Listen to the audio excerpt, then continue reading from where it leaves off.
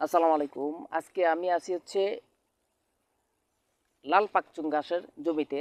এটা হচ্ছে মূলত আপনার আমরা যে লাল শাক বলি, ওই লাল শাকের মতন লাল টকটকে একটা ঘাস। এই গাছটা ফলন অনেকে বলে যে প্রচুর পরিমাণে ফলন হয় এবং কি এটার প্রোটিনও বেশি। হ্যাঁ, আমি মানি যে এটার প্রোটিন অনেক বেশি, কিন্তু ফল আপনারা অনেকে হয়তো বলতে পারে যে এটার প্রোটিন অনেক বেশি। আমিও বলি প্রোটিন অনেক বেশি। তো আপনারা যারা লাল পাকচুং লাগাবেন লাগাইতে পারেন, কিন্তু ভালো যত্ন করলে হয়তো ভালো ফলন পেতে পারেন। আমি যত্ন করে দেখছি, হচ্ছে সবচেয়ে ভালো একটা ঘাস এবং কি ফলনের দিক দিয়েও আমি উচ্চ ফলন পাইছি। তো আমি মূলত লাল পাকচুং লাগাইছি আমার ঘাসের জমির সৌন্দর্যের জন্য। এটা যখন আপনার ঘাসের জমির মাঝখানে থাকবে বা সাইডে থাকবে একটা লাল টকটকা রাঙ্গার শাকের মতন একটা ঘাস থাকবে, তখন ওই ঘাসের জমিটা একটু সুন্দর লাগে, দেখতেও সুন্দর লাগে, মানুষ যাতায়াত করলে গাছটার দিকে তাকায় থাকে। তো আপনারা লাল পাকচুং গাছ যখন লাগাবেন আপনারা ওই ভেবে চিন্তে লাগাবেন। আমি বলবো আপনারা লাগাইলে আপনারা ঘাসের জমির সৌন্দর্যের জন্য, আপনাদের ফার্মের সৌন্দর্যের জন্য আপনারা লাগাইতে পারেন। তো এটা কিভাবে লাগাবেন আমি ভিডিওতে দেখাবো।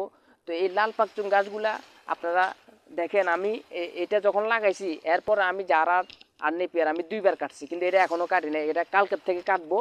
আর এই যে গাছটা আপনারা দেখতে পারতেছেন, এটা অনেক সুন্দর ঘাস। লাল পাকচুং ঘাস আপনারা কিভাবে লাগাবেন? তো আপনারা লাল পাকচুং ঘাস লাগানোর আগে জমিটা সাজ দিয়ে নেবেন। সাজ দেওয়ার পরে আপনারা এই যে এরকম 2 গিটের কাটিং নেবেন। এই যে দেখেন এখানে একটা চোখ আছে, এই যে এখানে একটা চোখ আছে।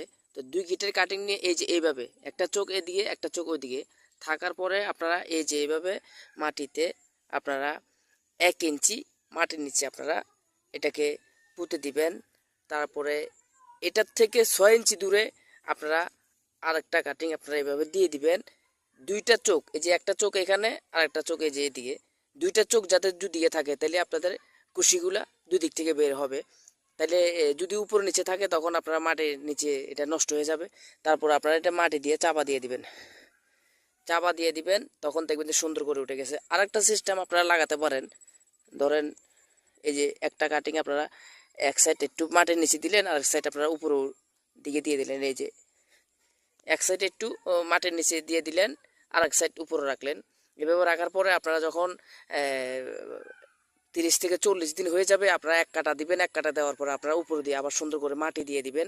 অনেক দিকে 2টা কুশি মাথা রেখে আপনারা দিয়ে দিবেন, সুন্দর করে দিয়ে দিবেন। দেখবেন যে আপনাদের এখানে 4টা মাথার থেকে 4টা কুশি বের হয়ে আপনারা যখন কাটার উপযোগী হবে তখন দেখবেন যে এক একটা ছোপা আকারে তৈরি হয়ে গেছে। তো আপনারা এগুলা লাইন টু লাইন 2 ফুট করে দিবেন, আর আপনার চারা টু চারা 2 ফিট করে দিবেন আর কি, মানে মুড়া two Mura 2 fit R line to line 2 fit. সবাই কমেন্ট শেয়ার ফলো দিয়ে আমার পাশে থাকবেন। সবাই ভালো থাকবেন, সুস্থ থাকবেন। আসসালামু আলাইকুম।